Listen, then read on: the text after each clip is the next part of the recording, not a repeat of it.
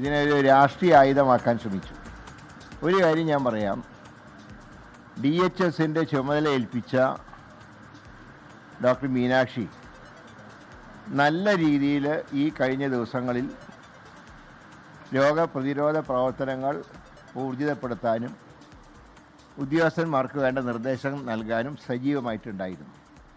ഈ ഒരു തർക്കം ഒരിക്കലും ഗവൺമെൻറ്റിൻ്റെ പ്രവർത്തനങ്ങളെ ബാധിച്ചിട്ടില്ല. പിന്നെ മാറ്റപ്പെട്ട വ്യക്തി ഇവിടെ ഓഫീസിൽ വന്ന് ഒരു സീനുണ്ടാക്കാൻ ശ്രമിച്ചെങ്കിലും അവിടെ പോലും ഗവൺമെൻറ് ആത്മസംയമനം പാലിച്ചു.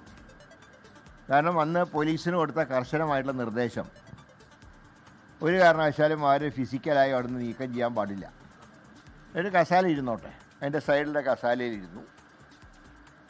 ഇപ്പോഴത്തെ DHS കാര്യങ്ങൾ ഭംഗിയായി മുന്നോട്ട് കൊണ്ടുപോയി.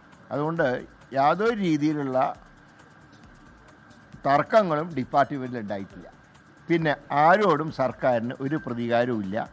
സർക്കാരിൻ്റെ സിസ്റ്റത്തിനോട് സഹായിക്കുന്നവർ, അതേത് സർക്കാരിൻ്റെ കാലത്ത് വെച്ചാലും സർക്കാർ സിസ്റ്റത്തിനോട് സഹകരിക്കുന്നവർക്കുള്ള പൂർണ്ണ സംരക്ഷണം ഡിപ്പാർട്ട്മെൻറ്റിലുണ്ടാവും. ഇപ്പം തന്നെ ഹെൽത്തിലെ തന്നെ പല ഉന്നത ഉദ്യോഗസ്ഥന്മാരും കഴിഞ്ഞ സർക്കാരിൻ്റെ കാലത്ത് നിയമിച്ചവരാണ്. അവരാരെയും തന്നെ മാറ്റിയിട്ടില്ല. കാരണം അവർ സിസ്റ്റത്തിനോട് സഹകരിക്കുന്നു. അതൊക്കെ ഇത് ഭരണപരമായ ചില കാര്യങ്ങൾ ചില മാറ്റങ്ങളുണ്ടാകും. അപ്പം അങ്ങനെ മാറ്റങ്ങളുണ്ടാകുമ്പോൾ ചിലപ്പോൾ ചില എന്താ പറയുക, കോടതിയുടെ ഭാഗത്ത് ചിലപ്പോൾ ചില സ്റ്റേയും കാര്യങ്ങളും ഉണ്ടാകും. അത് കോടതിയിലൂടെ തന്നെ വെക്കേറ്റ് ചെയ്തുകൊണ്ട് പ്രവർത്തനം മുന്നോട്ട് പോകും. അപ്പോൾ ഏതായാലും ഞാൻ പറഞ്ഞല്ലോ, ഇതുകൊണ്ടൊന്നും ആരോടും പ്രതികാരം ഉണ്ടാവില്ല. എല്ലാവർക്കും അവരുടേതായിട്ടുള്ള എല്ലാ സഹായങ്ങളും ഗവൺമെൻറ്റിൻ്റെ ഭാഗത്ത് നിന്ന് കിട്ടും. പക്ഷേ സർക്കാരിൻ്റെ നയങ്ങളോട് സഹകരിക്കാം, അത്ര മാത്രമേ ഉള്ളൂ.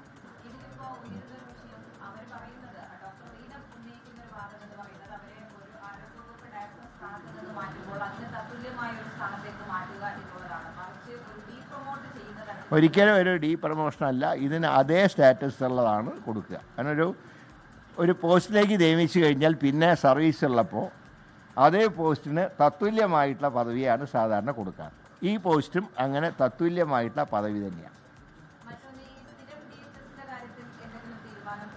അല്ല, അത് ഏതായാലും നോക്കിയിട്ട് ചെയ്യും. കാരണം ഇപ്പോഴത്തെ DHS പൂർണ്ണമായിട്ടും സഹകരിക്കുന്നുണ്ട്. സ്ഥിരം DHSൻ്റെ കാര്യം ആലോചിച്ച് തീരുമാനിക്കും.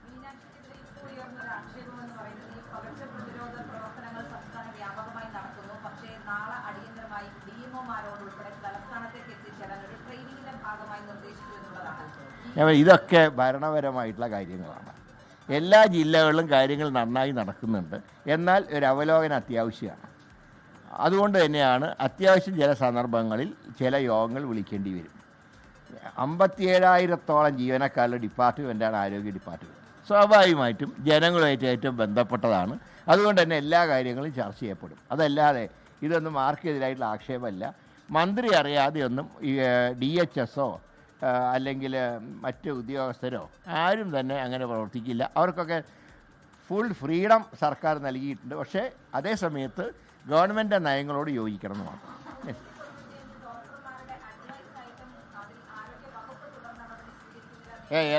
വിഷയത്തിലെ ഹൈക്കോടതി വിധിക്ക് പിന്നാലെ പ്രതികരിക്കുകയായിരുന്നു ആരോഗ്യമന്ത്രി കെ മുരളീധരൻ.